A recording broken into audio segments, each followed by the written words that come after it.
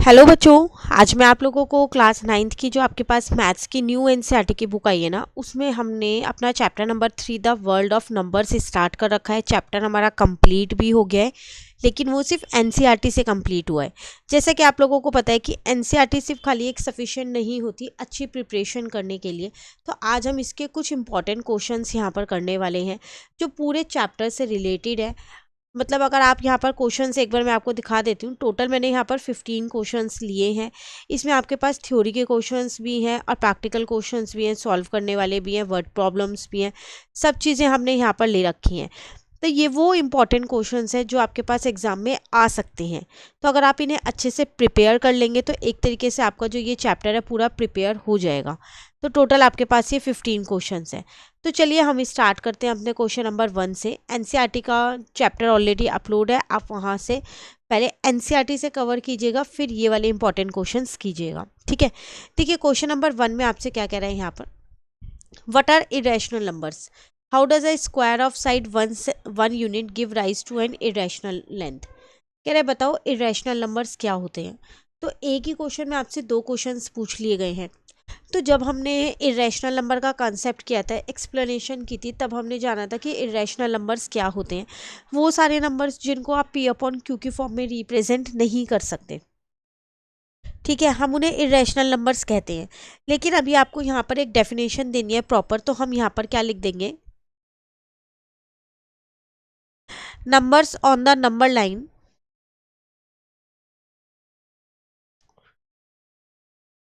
That can not be express. आपकी book में same यही डेफिनेशन लिखी हुई है, तो वही डेफिनेशन मैं यहाँ पर लिख रही हूँ ताकि आपको याद करने में थोड़ी सी आसानी रहे, क्योंकि हमने यही डेफिनेशन एक्सप्लेनेशन के टाइम पे समझी थी। ठीक है। As a ratio of two integers are called irrational number.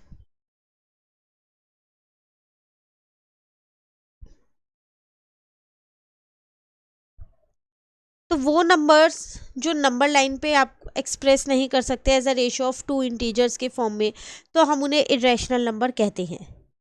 अब उसके आगे आपसे एक और क्वेश्चन इसी में पूछ लिया गया है। ये कंसेप्ट भी हमने अपना एनसीईआरटी में समझा था। How does a square of side one unit give rise to irrational length. कह रहा अगर आपके पास एक स्क्वायर हो, तो स्क्वायर आपको पता है स्क्वायर की सारी साइड जो है वो सेम होती है।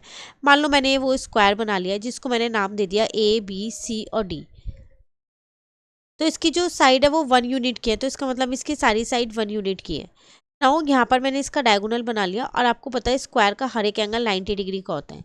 तो आपसे कह रहा है कि बताओ ये कैसे एक इरेशनल लेंथ निकालेगा, इससे एक कैसे इरेशनल लेंथ निकलेगी। तो हमको पता है कि अगर हमारे को ये डी जो है ये फाइंड करना हो, तो हम बोदियानास पाइथागोरस थ्योरम लगा के बहुत आसानी से फाइंड कर सकते हैं। तो हाइपोटेन्यूज का स्क्वायर इज इक्वल्स टू में परपेंडिकुलर का स्क्वायर प्लस बेस का स्क्वायर होता है। तो हाइपोटेन्यूज यहाँ डी स्क्वायर है, परपेंडिकुलर और बेस यहाँ पर दोनों ही 1 आपको दे रखे हैं, तो 1 + 1 हो गया। तो डी स्क्वायर की वैल्यू आपके पास कितनी आ गई, 2 आ गई। तो डी की वैल्यू यहाँ पर आपके पास आ गई √2। बट आप यहाँ पर ब्रैकेट में लिख के आ जाओगे कि आप यहाँ पर क्या कर रहे हो, अपनी पाइथागोरस थ्योरम का यूज कर रहे हो।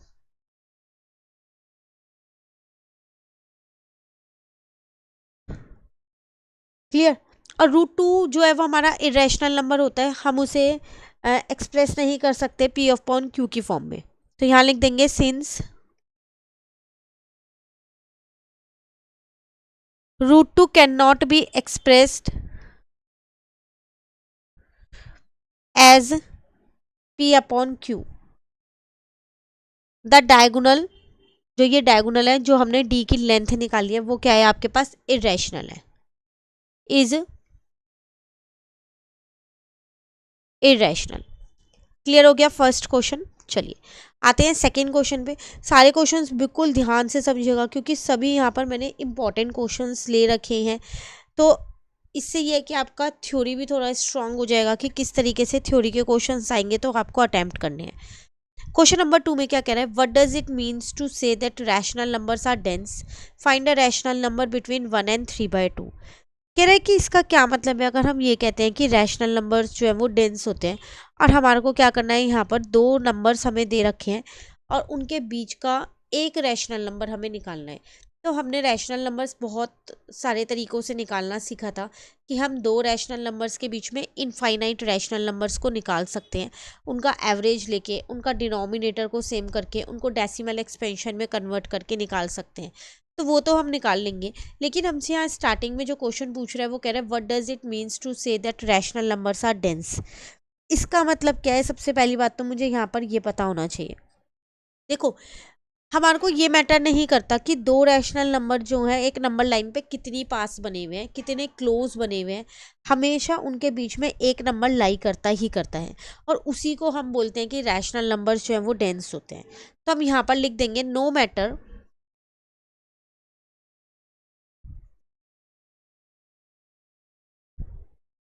How close to rational numbers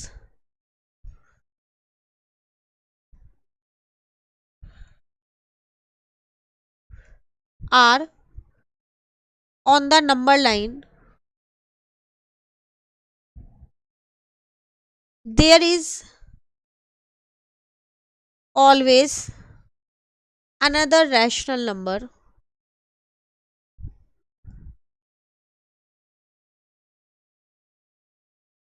between them. उनके बीच में हमेशा एक रैशनल नंबर आपको मिलेगा ही मिलेगा, दो के बीच में।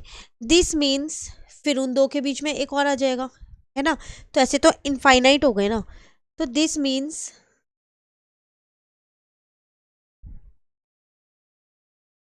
infinitely many rational numbers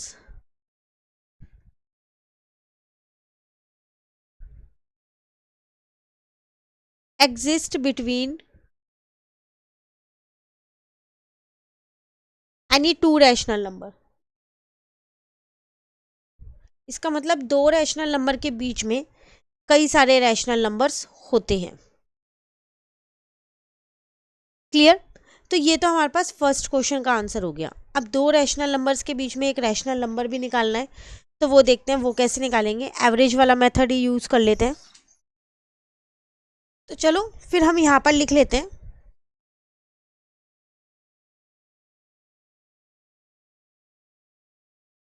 rational number between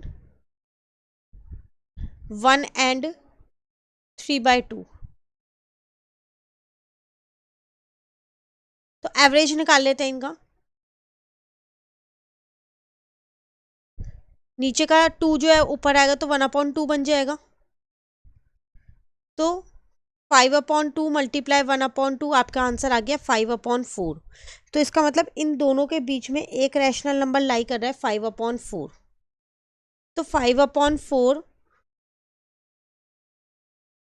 lies between 1 and 3/2। Clear हो गया क्वेश्चन नंबर 2। चलिए क्वेश्चन नंबर 3 क्या कह रहा है? Define a rational number. अब बताओ कि रैशनल नंबर क्या होते हैं। Why must the denominator q not equal to 0? Give 2 example showing that integers are also rational number. क्यों हमारे पास जो डिनोमिनेटर है वो 0 के इक्वल नहीं होना चाहिए, और ऐसे मेरे को 2 एग्जाम्पल्स हमें दो जो इंटीजर्स होते हैं वो भी रैशनल नंबर होते हैं, वो आपको यहाँ शो करना है। तो रैशनल नंबर तो कोई भी एक ऐसा नंबर हो सकता है जिसको हम p/q की फॉर्म में एक्सप्रेस कर सकते हैं। तो हम सिंपली यहाँ लिख सकते हैं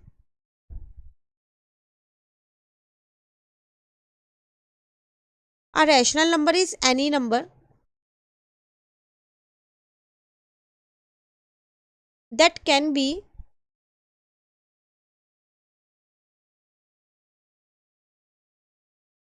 expressed in the form of p/q where q is not equal to 0 and p and q are integers। ठीक है। अब q 0 क्यों नहीं होना चाहिए ये भी आपको यहाँ बताना है। तो y q is not equal to 0, क्योंकि अगर q 0 होगा तो नीचे 0 आ जाएगा ना, और डिवीजन ऑफ 0 जो होता है, किसी को भी अगर हम 0 से डिवाइड करेंगे, डिवीजन बाय 0, वो हमेशा अनडिफाइन होता है। आप उसकी वैल्यू नहीं निकाल सकते, इसलिए इस अनडिफाइंड। ठीक है, इसलिए कभी भी जो q है रैशनल नंबर्स के अंदर जो डिनोमिनेटर है वो 0 नहीं होता। क्लियर? नाउ गिव 2 एग्जाम्पल्स, आपको यहाँ पर एग्जाम्पल्स भी देने हैं। अगर मैं एग्जाम्पल्स लेती हूँ यहाँ पर, फर्स्ट एग्जाम्पल मैंने 5 ले लिया, तो उसको मैं क्या लिख सकती हूँ, 5/1 लिख सकती हूँ। सेकेंड एग्जाम्पल मैं कुछ और ले लेती हूँ, -9 ले लेती हूँ, तो उसे मैं -9/1 लिख सकती हूँ। तो हम यहाँ लिख देंगे both are written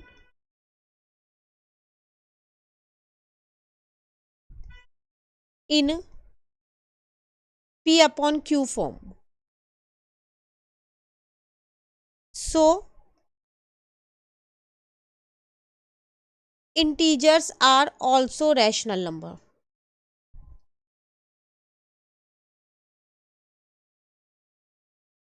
clear? Question number 3। चलिए अब आते हैं क्वेश्चन नंबर 4 पे। यहाँ पर आपसे कह रहा है आपको इसको कैलकुलेट करना है। फर्स्ट पार्ट इज -12 इंटू में 5, तो 12 5 जा 60 माइनस ऐसे ही लग जाएगा।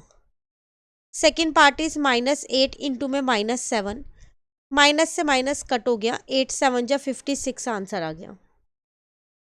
थर्ड पार्ट इज 0 माइनस -14, दोनों माइनस मिलके प्लस हो गए, तो आंसर 14 आ गया। Fourth part is -20 divided by 4, divide करोगे तो 5 आएगा, बट माइनस ऐसे ही लगा रहेगा क्योंकि वो कट नहीं हुआ। क्लियर हो गया फोर्थ क्वेश्चन। फिफ्थ क्वेश्चन पे आते हैं। आपको क्या करना है, यहाँ सम निकालना है।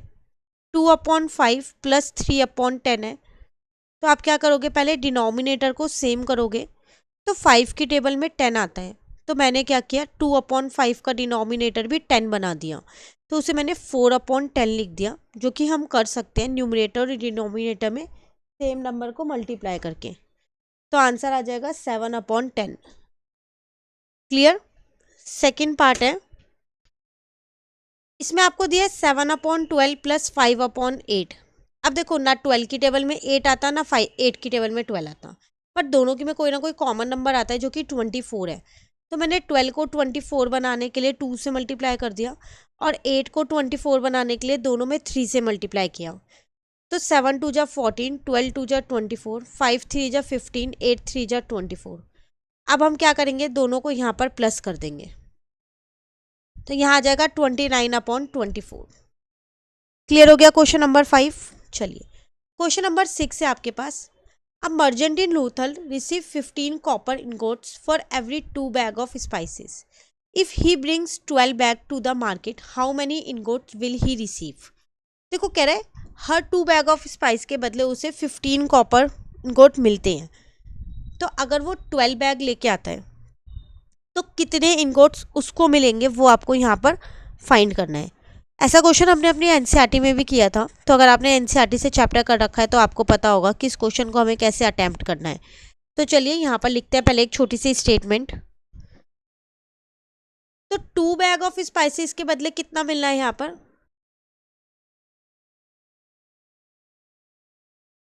15 कॉपर इनगोट्स मिल रहे हैं सॉरी, ठीक है। तो फिर 1 बैग ऑफ स्पाइस के बदले कितना मिलेगा, 15/2।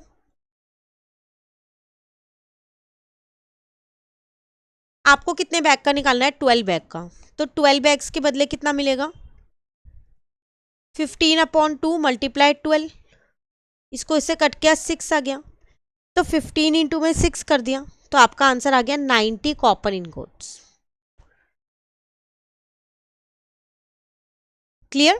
Question number 6। चलिए क्वेश्चन नंबर 7 है, what is 1-to-1 correspondence, how did early humans use it to count cattles. तो आपको जैसे हमने थ्योरी में किया था कि पहले के टाइम पे ऐसे नंबर्स नहीं होते थे कि हम 1 2 3 4 काउंट कर लें, तो जब कोई लोग जैसे पहले के टाइम के लोग कई सारा झुंड काऊ का या कैटल्स का भेजते थे, तो वो क्या करते थे, वहाँ पर एक पोट में डालते रहते थे ना कुछ स्लिप वगैरह कुछ भी, और जैसे ही आते थे उस अकॉर्डिंग वो उन्हें निकालते रहते थे, ऐसा कुछ करते थे ना। तो 1-to-1 कॉरेस्पॉन्डेंस वो यहीं पर यही पूछ रहे हैं, तो यहाँ पर आपसे क्या, इसको हम क्या कह सकते हैं, इसको हम कैसे डिफाइन कर सकते हैं। तो ये यहाँ पर छोटी सी एक्सप्लेनेशन मैंने लिख दी है, जिसमें हमने वही सेम चीज़ मैंने आपको बताई जो मैंने आपको जब एनसीईआरटी में कंसेप्ट समझाया था तब आपको बताई थी कि हम करते क्या थे, यहाँ पर एक पोट ले लेते थे, क्ले पॉट, उसमें हम पैबल्स डालते रहते थे। जैसे जैसे काऊ जितनी जाती थी उतने पैबल्स डाल दिए, शाम को जितनी रिटर्न होती थी उस अकॉर्डिंग पैबल्स को हम निकाल देते थे। अगर पॉट हमारा खाली हो जाता था, एक भी पैबल नहीं होती थी, तो हम समझते थे कि जितने भी हमारा काऊ का झुंड हट गया है वो सारा सेफ है। लेकिन अगर कोई भी पैबल उसके अंदर रह जाती थी तो इसका मतलब कोई ना कोई कैटल जो है वो हमारी क्या है, मिसिंग है। क्लियर? तो वही चीज़ आपको अपनी लैंग्वेज में लिखनी है। ज़रूरी नहीं है जैसा मैंने लिखा है आप सेम वैसे ही लिखो, आप इसे अपनी लैंग्वेज में लिख सकते हो। इसी को बोलते हैं 1-to-1 कॉरेस्पॉन्डेंस। ठीक है, चलिए नेक्स्ट क्वेश्चन पे आते हैं। नाउ इसमें आपसे क्या कह रहे हैं, यहाँ पर टेम्परेचर दे रखा है आपको किसका, the temperature of Ladakh is 4 degree Celsius at noon. Noon के टाइम का आपको टेम्परेचर दे रखा है लद्दाख का 4 डिग्री सेल्सियस है। बाय मिडनाइट सॉरी, मिडनाइट तक वो ड्रॉप हो गया 15 डिग्री सेल्सियस में। Now what is midnight temperature? तो मिडनाइट में वो 15 डिग्री से कम हो गया ना, तो आप मिडनाइट टेम्परेचर बहुत आसानी से निकाल सकते हो यहाँ पर।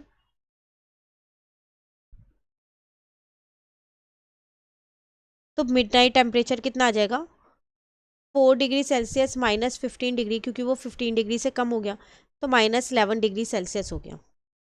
अब आपसे यहाँ पर क्या कह रहे हैं कि आपको क्या करना है, write as an integer equation. तो हमने उसे इंटीजर इक्वेशन की फॉर्म में ही लिखा है और उसके बाद उसे सॉल्व किया है। तो हमारा ये मिडनाइट टेम्परेचर आ गया -11 degree Celsius.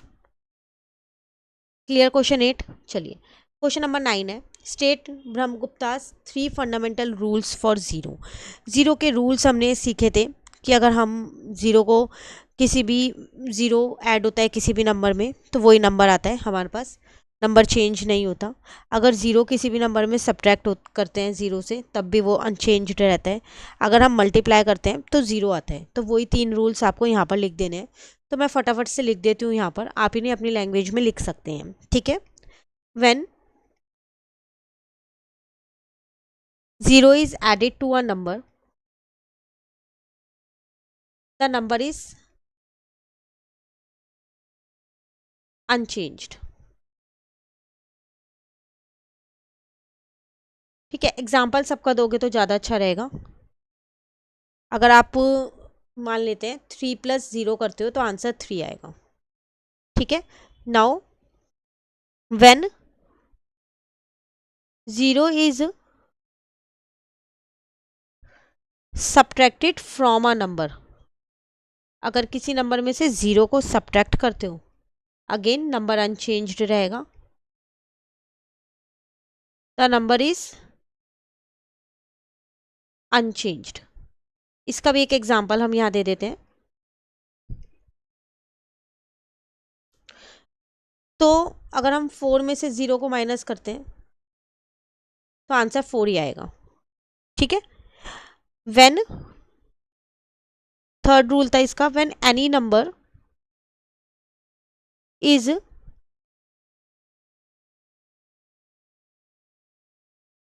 Multiplied by zero, अगर आप किसी भी नंबर को 0 से मल्टीप्लाई करते हो तो जो आपका आंसर आएगा वो क्या आएगा, 0 आएगा। The result is 0। अब इसका एग्जाम्पल यहाँ दे दूँ, 3 × 0 तो आपका 0 आंसर आएगा। क्लियर? तो ये आपके 3 रूल्स बताए थे, ये तीनों रूल्स आपको याद होने चाहिए। एग्जाम में आपसे इन तीनों रूल्स के बारे में पूछ सकते हैं।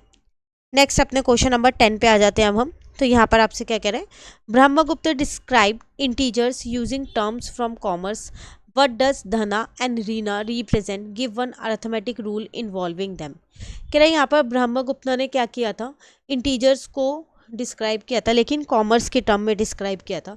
तो ये जो धना है, ठीक है, और जो ये रीना है ये क्या है, तो हमने ये जाना था कि हाँ, इसको उन्होंने फॉर्चून बोला था, मतलब कि कुछ पॉजिटिव टर्म कह सकते हो, रिप्रेजेंट पॉजिटिव नंबर। तो रिप्रेजेंट पॉजिटिव नंबर, जबकि रीना जो था वो था हमारे पास डेप्थ, जो रिप्रेजेंट करता है नेगेटिव नंबर को।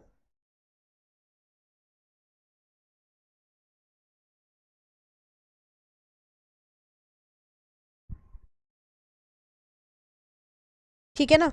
उसके अलावा आपसे कह रहा है एक अरिथमेटिक रूल बोलो, तो आपको कोई भी एक रूल बताना है तो हम वन रूल यहाँ पर बता सकते हैं। तो वो रूल है हमारा, अगर हम इनका प्रोडक्ट करते हैं, प्रोडक्ट मतलब multiply, the product of a dept and a Fortune is डेप्ट, वो डेप्ट ही रहेगा। फॉर एग्जाम्पल, जो डेप्ट है वो नेगेटिव नंबर को रिप्रेजेंट कर रहा है, तो -3 इंटू में 4 कर दिया, क्योंकि फॉर्चून जो है वो पॉजिटिव नंबर को रिप्रेजेंट कर रहा है। तो आंसर देखो -12 आ रहा है, जो कि डेप्ट है। क्लियर। चलिए नेक्स्ट आपसे क्या कह रहा है, what does it means to say that rational numbers are dense. अच्छा ये क्वेश्चन हम ऑलरेडी अभी ऊपर कर चुके हैं, ये रिपीट हो गया, तो आप इसे छोड़ दीजिए। ठीक है, अभी हमने ऊपर क्वेश्चन 2 या 3 में इसका आंसर कर लिया है। नाउ क्वेश्चन नंबर 12 पे आ जाते हैं। A spice trader take a loan of rupees 850. The next day he make a profit of rupees 1200. The following week he incur a loss of rupees 450. Write this an integer equation and find his final financial standing. देखो यहाँ पर एक trader है, उसने एक loan लिया था 850 rupees का, ठीक है। उसके बाद उसको अगले ही दिन 1200 का प्रॉफिट हो गया। उसके बाद फॉलोइंग वीक में उसको क्या हुआ, वहाँ पर लॉस हुआ, तो लॉस आपको दिया 450 का। अब आपको बताना है कि जो उसकी मतलब फाइनेंशियल स्टैंडिंग है अब वो कितनी है, लेकिन उसको आपको क्या करना है, यहाँ पर इंटीजर इक्वेशन के फॉर्म में रिप्रेजेंट करना है। तो आप इजीली उसको बता सकते हो। इंटीजर इक्वेशन कैसे निकालेंगे, देखो सबसे पहली बात है उसने लोन लिया था, तो माइनस का 850 का लोन, क्योंकि वो डेप्ट रिप्रेजेंट कर रहा है। देन उसे प्रॉफिट हुआ प्लस का 1200, फिर उसे लॉस हुआ तो माइनस का 450। तो ये मेरी इंटीजर इक्वेशन बन गई। ठीक है, अब मुझे इसे सॉल्व करना है, उसकी फाइनेंशियल स्टैंडिंग बतानी है कि कितनी होगी। तो अब हम कैसे निकालेंगे, तो अगर आप 1200 में, या फिर आप दोनों ये वाले नंबर्स को एक साथ सॉल्व कर सकते हो, -850 -450 और +1200 अलग छोड़ दो। जब आप इन दोनों माइनस को प्लस करोगे तो आपका आंसर आएगा 1300, बट माइनस का आएगा।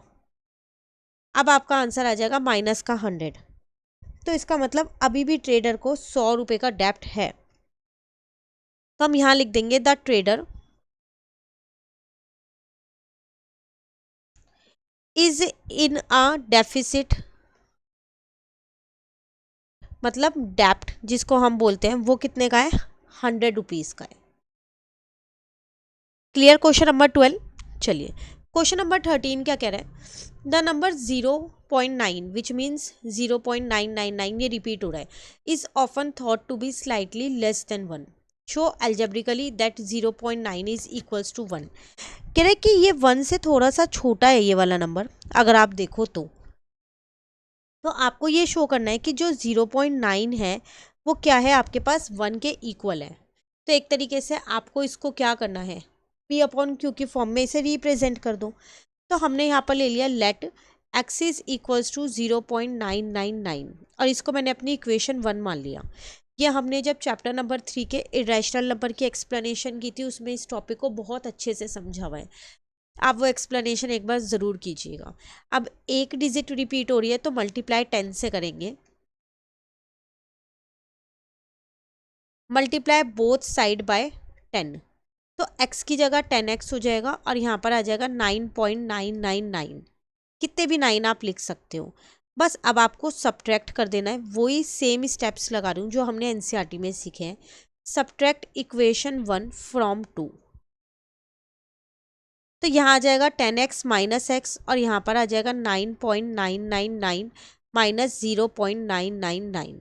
तो ये हो गया 9x और यहाँ बचा 9, तो x आ जाएगा 9/9, कट होके 1 आ गया। और x आपने किससे माना था, 0.999 को ही तो माना था, तो वो तो 1 के बराबर आ गया ना। तो 0.9 बार को हम 1 लिख सकते हैं। Clear, hence proofed. नाउ आते हैं अपने नेक्स्ट क्वेश्चन पे। Convert the repeating decimal 0.4545 in P/Q form. Same he question है, अगेन हम इसको लेट कर लेते हैं x इज इक्वल्स टू 0.4545। इसे इक्वेशन 1 ले लेते हैं। 2 डिजिट रिपीट हो रही है तो अब मल्टीप्लाई 100 से करेंगे दोनों side, multiply 100 on both side, तो यहाँ आ जाएगा 100x और यहाँ आ जाएगा 45.4545। ऐसे चलता रहेगा क्योंकि ये रिपीट हो रही है, ये इक्वेशन 2 हो गई। नाउ आप सब्ट्रैक्ट कर लेंगे, सब्ट्रैक्ट इक्वेशन 1 फ्रॉम 2, तो 100x माइनस का x हो गया और यहाँ आ गया 45.4545 माइनस 0.4545। ठीक है, तो ये हो गया 99x और यहाँ पर आ गया 45। तो यहाँ से x की वैल्यू आ गई 45/99। लोएस्ट फॉर्म देखो तो ये 3 से कट हो रहा है, ये भी 3 से कट हो रहा है, 3 1 जा 3, 3 5 जा, तो 15/33। तो इसका मतलब 0.45 बार को मैं P/Q की फॉर्म में 15/33 लिख सकती हूँ।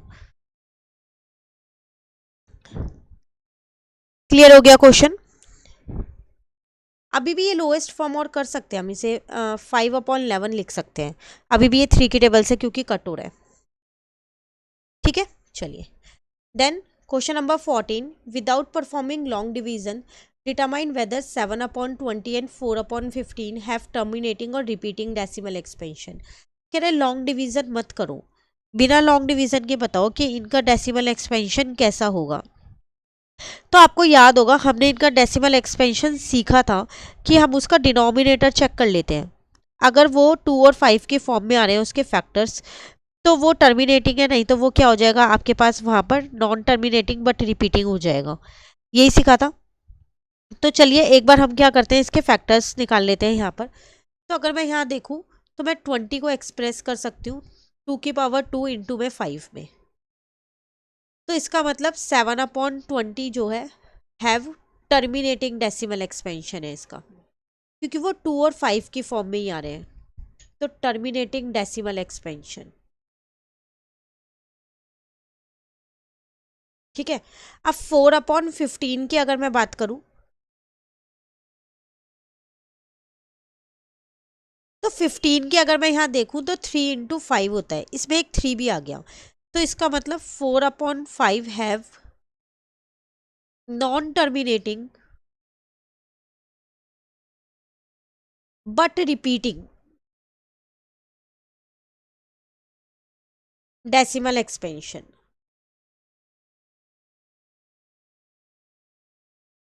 क्लियर? तो सिर्फ आपको डिनोमिनेटर चेक करना है, उसी से आप बहुत आसानी से बता सकते हो कि वो टर्मिनेटिंग है या फिर वो नॉन टर्मिनेटिंग है। चलिए लास्ट पे आ जाते हैं, question number 15, classify the following as rational और इरेशनल। बताओ ये रैशनल है या इरेशनल है। तो √81 को 9 लिख सकती हूँ, तो इसका मतलब ये रैशनल है।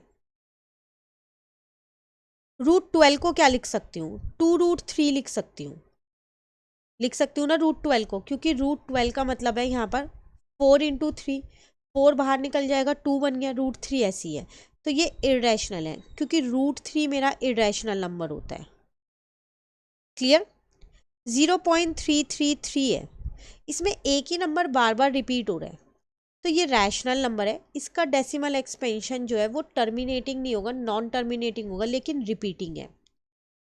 फोर्थ वाले में देखें तो इसमें नंबर्स सेम नंबर्स रिपीट नहीं हो रहे, हर बार एक जीरो बढ़ती जा रही है, तो ये इरेशनल है क्योंकि इसका जो डेसिमल एक्सपेंशन है वो नॉन टर्मिनेटिंग नॉन रिपीटिंग है। क्लियर है? चलिए 15 क्वेश्चंस थे, एक तरीके से पूरे चैप्टर जो हमने समझा है उसी पे बेस्ड ये 15 क्वेश्चंस है हमारे कंप्लीट हो गए हैं। कहीं पर भी डाउट हो आप कमेंट करके ज़रूर पूछिएगा। इस चैनल पे आपको ऐसे हर चैप्टर के इम्पॉर्टेंट क्वेश्चंस मिलते रहेंगे। तो मिलते हैं नेक्स्ट क्लास में नेक्स्ट चैप्टर के साथ। Thank you.